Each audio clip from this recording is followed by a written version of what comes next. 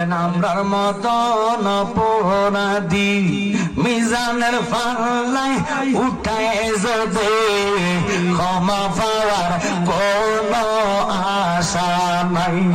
নবী যদি তোমার নিজে কোলে ক্ষমা করো এই গোলাম রে, পার হইবার আশা যে রাখি।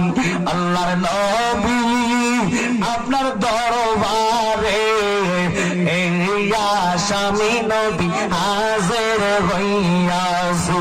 আল্লাহর নবী আপনার দরবারে এই আসামি নবী, চলো বলো, হাতে বেরি পায়ে করি এই আসামি ফেরোয়ারে, আপনার কোটে নবী সালান হইয়াছি। তুমি নবীর